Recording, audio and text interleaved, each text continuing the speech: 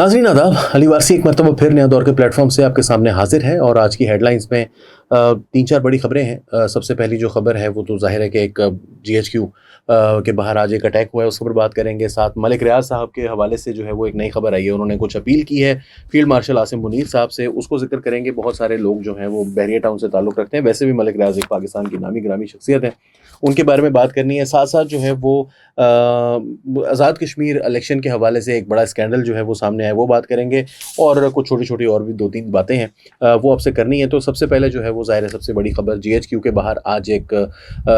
हज़रत जो थे वो कोई आए खैबर एजेंसी से बकौल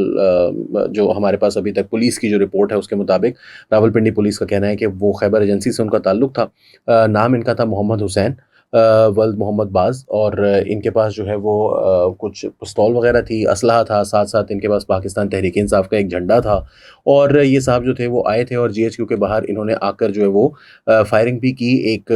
कॉन्वॉय के ऊपर, जो कि फ़ौजी पर मतलब सिक्योरिटी पर्सनल थे उसके अंदर, उसके ऊपर इन्होंने फायरिंग की, जिसके बाद जवाबी फायरिंग में इनको जो है वो मार दिया गया। और वो साहब जो हैं वो जो सिक्योरिटी पर्सनल एक जो है उनको ज़ख्मी भी हुए वो। तो ये जो वाक़या है इसके ऊपर फिर अताउल्लाह तारड़ साहब जो हैं उन्होंने कहा है कि ये पाकिस्तान तहरीक इंसाफ का वतीरा है। मैं इसमें एक जो है वो बात ऐड करना चाहूँगा। कल वजाहत सईद खान साहब जो कि पाकिस्तान के एक नामी ग्रामी सहाफ़ी आप कह लीजिए या एक रिपोर्टर रहे हैं माजी में कम अज़ कम, वो यूट्यूब चैनल जो है वो अपना चलाते हैं। तो उसके अंदर उन्होंने जो बात की वो ये थी कि जनाब ये जो इमरान खान साहब हैं, वो मेरे पास इत्तला है कि GHQ के अंदर 3 बड़े आला ओहदों पर मौजूद अफसरान जो हैं वो ये कह रहे हैं कि वो मर चुके हैं, जेल के अंदर जो है वो ख़त्म हो चुके हैं, उनका वो इस दुनिया में नहीं रहे, वफ़ात पा गए। अब ये जो बात है इसकी वजह से किसी का भी जो है ना वो दिमाग ख़राब हो सकता है। पाकिस्तान तहरीक इंसाफ के वर्कर्स जो हैं वो जज्बाती भी हैं, इमरान खान साहब जो हैं वो जेल में हैं, बहुत सारे उनके जो है वो मसाइल अक्सर सामने आते रहते हैं, इस तरह की बातें भी माजी में भी की जाती रही हैं। लेकिन ये कहना कि जी वो मर चुके हैं, इस तरह की जब बातें की जाती हैं, कोई कहता है कि जी उनकी बड़ी शदीद तबीयत ख़राब है, इससे और लोगों के जज्बात को उभारा जाता है ना। आई अंडरस्टैंड कि ये जो है वो आप अपनी सियासत के लिए करते हैं और इसका मंबा वही है कि हमारी जो मुदाखलत है सियासत के अंदर हमारे इदारों की, उसकी वजह से ये सारा कुछ होता है। But at the same time हमें थोड़ी सी जिम्मेदारी का जो है वो एहसास करना चाहिए। हम इस किस्म की झूठी खबरें, बाकायदा झूठी खबर है ना, झूठी खबरें फैलाकर जो है वो इस किस्म के लोगों के जज्बात को उभार कर, और फिर वो बच्चा मर गया, PTI के लोगों का कहना है हम तो जानते ही नहीं, रियासत के कागज़ों में वो दहशतगर्द है, एंड उसका कोई वाली वारिस नहीं है। माँ बाप के लिए उम्र भर का रोग है, वो रोते रहेंगे और किसी का कुछ नहीं जाएगा। दूसरी खबर जो कि बड़ी खबर है मलिक रियाज हुसैन साहब के हवाले से, वो उन्होंने फील्ड मार्शल आसिम मुनीर और दीगर आला हुकाम से एक अपील की है कि वो बहरिया टाउन के असासों की जबरी ज़ब्ती और नीलामी के खिलाफ मुदाखलत करें। एक तहरीरी अपील में मलिक रियाज ने दावा किया कि बहरिया टाउन की कम अज़ कम 238.6 अरब रुपए मालियत की जायदादें या तो जब्त की जा चुकी हैं, नीलाम की जा चुकी हैं, या इन्हें फ़रोख्त करने की तैयारी की जा रही है। हालांकि मुतादिद मुकदमात अदालतों और दीगर कानूनी फोरम्स पर ज़ेर समात हैं। इन्होंने मौक़िफ़ इख्तियार किया कि हम असासों को इंतहाई कम कीमतों पर फ़रोख्त करने से कंपनी की तरक्याती मंसूबे मुकम्मल करने और अपनी कानूनी जिम्मेदारियां पूरी करने की सलाहियत मुतासर हो रही है। इन्होंने ये भी कहा कि तकरीबन 372 अरब रुपए मालियत का तरक्याती काम मुअत्तल हो चुका है, जिससे हाउसिंग स्कीमें, अवामी इंफ्रास्ट्रक्चर, यूटिलिटीज़ और बहरिया टाउन से वाबस्ता हज़ारों अफराद मुतासर हो रहे हैं। मलिक रियाज ने दावा किया कि इन्हें और इनके ख़ानदान को जान से मारने की धमकियाँ दी गई और इनकी निगरानी की गई। इनका कहना था कि धमकियों के हवाले से एक FIR इब्तदाई तौर पर दर्ज की गई, बाद अज़ां मनसूख कर दी गई, ताहम हाई कोर्ट ने इसे दोबारा बहाल कर दिया, लेकिन इसके बावजूद कोई आज़ादाना तहकीकात नहीं की गई और मुलजिम ताहाल आज़ाद है। इन्होंने कहा कि इनके ख़ानदान के अफराद को गैर कानूनी हिरासत, धमकियों और हरासानी का सामना करना पड़ा, जबकि इनके भाई मुबैना तौर पर कई माह तक लापता रहे और बाद में ख़राब सेहत की हालत में मिले। मलिक रियाज ने मौक़िफ़ इख्तियार किया कि यह तनाज़ा महज एक निजी कारोबारी मामला नहीं है, क्योंकि हज़ारों ख़ानदानों ने बहरिया टाउन के मंसूबों में सरमायाकारी कर रखी है, जबकि ठेकेदार, सप्लायर्स, मालियाती इदारे और मुलाजमीन भी कंपनी की सरगर्मियों पर इन्हसार करते हैं। इन्होंने मुतालबा किया कि जारी तनाज़ात को मुसलसल असासे ज़ब्त करने के बजाय इदारा जाती मुज़ाकरात के ज़रिए हल किया जाए। इनके मुताबिक एक मुज़ाकराती तस्फ़िया कंपनी को अपनी कानूनी और माली ज़िम्मेदारियाँ पूरी करने के काबिल बनाएगा,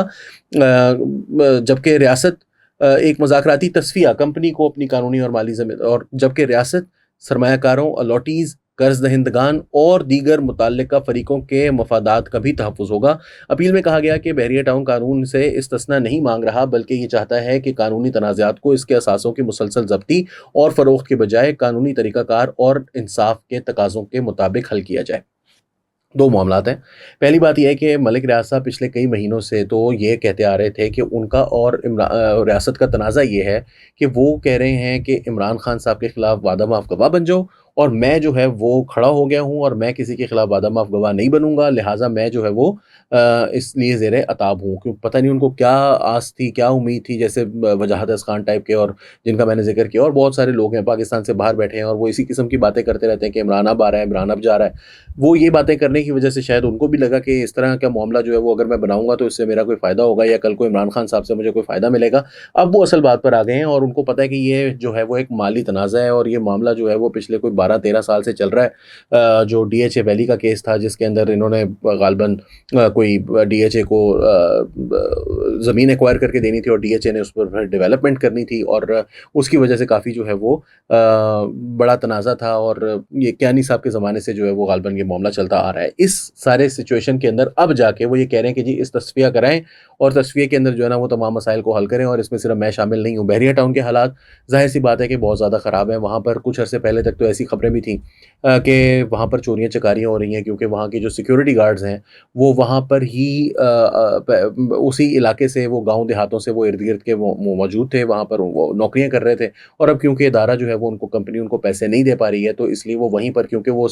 ہاؤسنگ سوسائٹی کو ان سائڈ آؤٹ جانتے ہیں، تو وہی وہاں پر چوریاں چکاریاں کرتے پھر رہے ہیں۔ یہ کچھ لوگوں کی جانب سے وہاں پر رپورٹڈ واقعات ہیں۔ اب اس میں کتنی حقیقت ہے کتنی نہیں ہے میں انڈیپینڈنٹلی اس کو ویریفائی کرنے سے قاصر ہوں، مگر یہ جو باتیں ہیں اس کی وجہ سے ہوا یہ ہے کہ بحریہ ٹاؤن کے جو پرائسز ہیں وہ بڑے عرصے سے ایک جگہ پر سٹک ہیں۔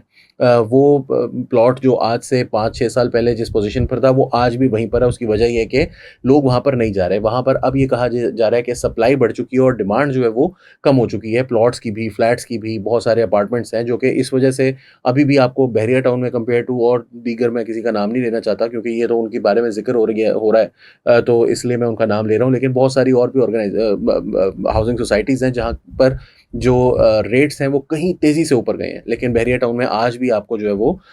اس کے مقابلے میں کہیں سستا جو ہے وہ اپارٹمنٹ بھی مل جاتا ہے اور پلاٹ بھی مل جاتا ہے۔ اس کی ریزن یہ ہے کہ اس کی جو گروتھ ہے وہ آلموسٹ ختم ہو چکی ہے، اور انفراسٹرکچر جو ڈیولپمنٹ کے ان کے بہت سارے پروجیکٹس تھے وہ رکے ہوئے ہیں، جس کی وجہ سے بہت سارے لوگوں کو جن کی انویسٹمنٹس ہیں ان کو مشکلات پیش آ رہی ہیں۔ بہرحال ملک ریاض صاحب نے جو پیسے دینے ہیں وہ ان کو دینے پڑیں گے، اس کے بغیر جو ہے وہ گزارا نہیں ہے۔ اس میں دوسری بات جو میں کرنا چاہ رہا تھا وہ یہ ہے کہ مجھے یہ بات پتہ چلی آج جب مرتضیٰ علی شاہ صاحب جو کہ جیو کے رپورٹر ہیں انہوں نے ٹویٹ کی، اور ساتھ انہوں نے اپنی ویب سائٹ پر جو سٹوری تھی جیو کی ویب سائٹ پر اس کا لنک بھی دیا، لیکن جب میں نے اس لنک کو کھولا تو وہ ہوم پیج کی طرف ڈائریکٹ کر دیا اس نے مجھے۔ دا نیوز کے اوپر بھی یہ خبر موجود نہیں ہے، جیو نیوز کے اوپر بھی یہ خبر موجود نہیں ہے۔ انہوں نے اپنی فیس بک کے اوپر اس کے کچھ اسکرین شاٹس وغیرہ لے کے، اسکرین شاٹس تو نہیں ہے، وہ تصویریں بنا کے اس کے اوپر ٹیکسٹ ڈالا ہے یہ ساری اپیل کا اور اپنی سٹوری کا، لیکن جو سٹوری اصل میں ہے وہ اب ویب سائٹ کے اوپر موجود نہیں ہے۔ تو بہرحال کہیں نہ کہیں سے تو کوئی چیز آئی ہے جس کی وجہ سے وہ چاہے ملک ریاض صاحب کی طرف سے اس طرح کی اپیل ہے یا جو بھی ہے، کیونکہ مرتضیٰ علی شاہ صاحب جو ہیں انہوں نے تو ابھی بھی اس کو اپنے فیس بک پر اور ٹویٹر پر لگایا ہوا ہے۔ جیو نے اس کو ہٹایا، کیوں ہٹایا اس کے بارے میں جو ہے وہ ابھی تک جیو کی جانب سے کوئی بغیر کسی ایکسپلینیشن کے بس سٹوری کو ہٹا دیا گیا۔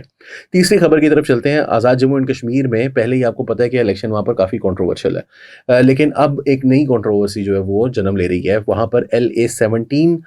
کا علاقہ ہے جہاں سے مسلم لیگ نون کے چودھری محسن عزیز صاحب جو ہیں وہ الیکشن لڑ رہے تھے اگینسٹ جو سٹنگ پرائم منسٹر ہیں آزاد جموں اینڈ کشمیر کے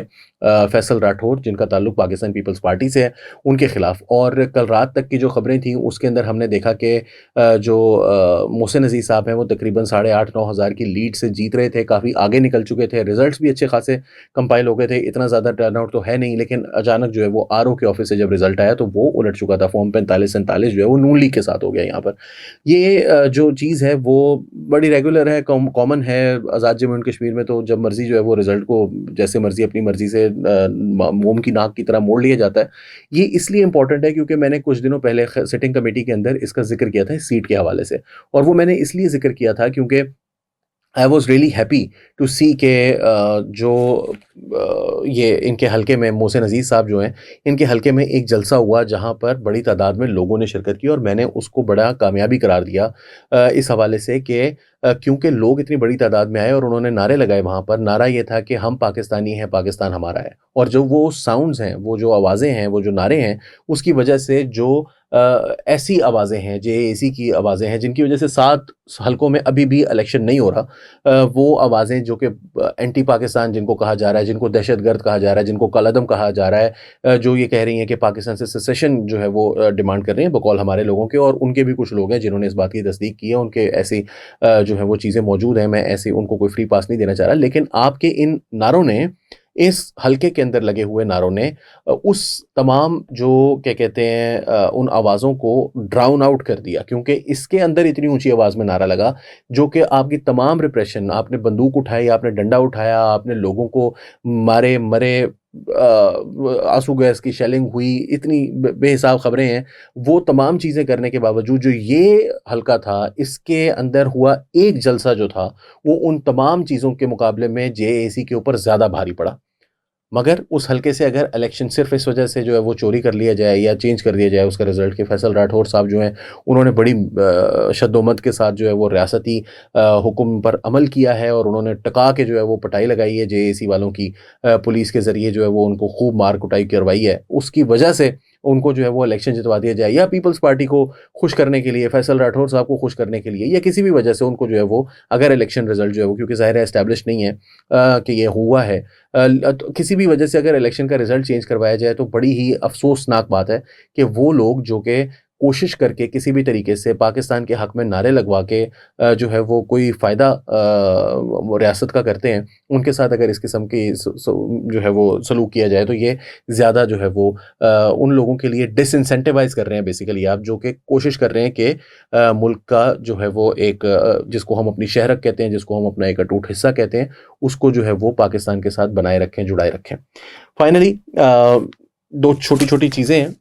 ایک تو آج 11 اگست ہے، جس کے ہم مائنورٹیز ڈے کہتے ہیں، ان آفیشلی کہتے ہیں بے شک، لیکن مائنورٹیز ڈے جو ہے اس کے اوپر بہت سارے مائنورٹیز کے لوگ اور بہت سارے میجورٹی کے لوگ میرے سمیت جو ہے وہ اتفاق نہیں کرتے کہ اس کو مائنورٹیز ڈے کہا جائے. یہ پاکستانیوں کا دن ہے، اس کو انکلوژن ڈے کہا جا سکتا ہے، انٹرفیتھ ہارمنی ڈے کہا جا سکتا ہے، کچھ بھی آپ کہہ لیں. مگر اس کے حوالے سے ایک اچھی خبر جو پچھلے کچھ دنوں میں آئی تھی، وہ رائٹرز کی طرف سے آئی تھی کہ ریاست پاکستان نے پچھلے کچھ عرصے میں بہت ساری جو ایکسٹریمسٹ آرگنائزیشنز ہیں، ریلیجس ایکسٹریمسٹ آرگنائزیشنز ہیں، ان کے اوپر کلیمپ ڈاؤن کیا ہے، کریک ڈاؤن کیا ہے، جس کی وجہ سے پاکستان کے اندر ایکسٹریمسٹ واقعات، بلاسفمی کے کیسز، لوگوں کے قتل و غارت کے جو واقعات پیش آ رہے تھے پچھلے بہت عرصے سے، بہت زیادہ فریکوینسی ان کی بڑھ گئی تھی، اس میں واضح کمی واقع ہوئی ہے. رائٹرز کی اسٹوری کے اندر بہت سارے لوگوں نے اس کے اوپر تنقید بھی کی اور اس کے کانٹینٹس کے اوپر اعتراض کیا. میرے نزدیک یہ خبر بہت اچھی تھی 2 حوالوں سے. ایک حوالہ یہ کہ اس خبر کے اندر یہ بات کی گئی تھی کہ پاکستانی اسٹیٹ نے اس کو روکا ہے. دوسری بات یہ جو امپلائڈ ہے وہ یہ کہ اسٹیٹ نے روکا ہے تو رک گئی ہے، تو پہلے جب نہیں رک رہی تھی تو اسٹیٹ کیوں نہیں روک رہی تھی؟ تو یہ دونوں چیزیں جو ہیں وہ بہت امپورٹنٹ ہیں. یہاں پر اسٹیٹ کا کام جو ہے وہ سب سے امپورٹنٹ ہے کہ کسی بھی طریقے سے ان چیزوں کو روکا جائے. فائنلی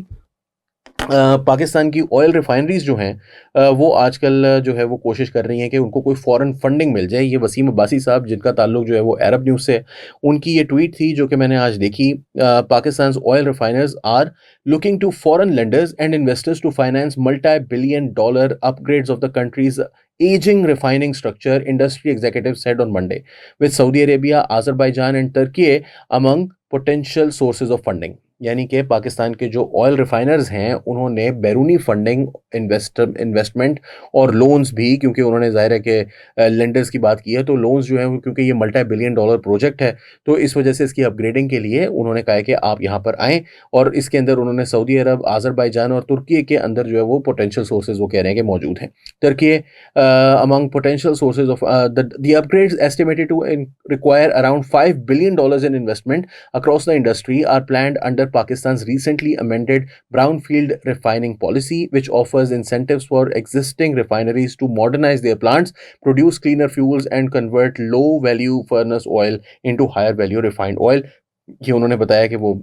اپ گریڈس جو ہے وہ کس پالیسی کے تحت ہو رہی ہیں. پاکستان ہیز 5 میجر ریفائنریز، اور پھر انہوں نے 5 میجر ریفائنریز کی. اس کے اوپر ایک کامنٹ ہے بہت ہی اچھا میں نے سوچا کہ اس وجہ سے میں نے اس کو شامل بھی کیا۔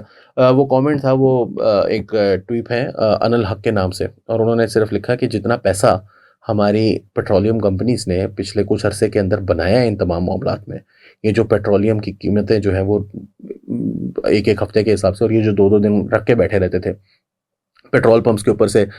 جو ہے وہ پیٹرول ہی غائب ہو جاتا تھا، تیل ہی غائب ہو جاتا تھا، ڈیزل ہی غائب ہو جاتا تھا۔ انہوں نے ٹھیک ٹھاک پیسے اس میں کمائے ہیں، ان کو کہیں کہ ریفائنریز کے اندر بھی انویسٹ کریں نا، کیوں یہ صرف کیا لیچ کرنے کے لیے ہمیں جوکوں کی طرح چمٹے ہوئے جو ہماری کاروباری اور حکمران اشرافیہ ہے، یہ صرف کیا ہمیں ہمارا خون چوسنے کے لیے ہی ہیں؟ کیوں ریفائننگ کے ٹائم پر جب آپ کو انویسٹمنٹ کرنی ہوتی ہے تو آپ کو لینڈرز جو ہیں وہ ترکی، آذربائیجان اور سعودی عرب سے جا کر ڈھونڈنے پڑ رہے ہیں؟ وائی ناٹ دیز پیپل جنہوں نے اربوں ڈالر کمایا ہے پچھلے کچھ عرصے میں پاکستان کے اندر، اس جنگ سے پروفیٹیئرنگ کی ہے، آؤٹ مزری سے پروفیٹیئر کیا ہے، ان لوگوں کو کیوں آپ جو ہے وہ اس چیز کے اندر لانے کے لیے کوشش نہیں کرتے، اور یہ خود کیوں نہیں انویسٹ کرتے؟ ان کو کس بات کا ڈر ہے؟ کیوں باہر سے آئے گی $5 ارب کی investment? How can we not have $5 billion? اس سوال کا جواب جو ہے وہ کہیں سے کوئی ڈھونڈ کر لا دے۔ فی الحال کے لیے نیا دور کے پلیٹ فارم سے علی وارثی کو اجازت دیجیے، آداب۔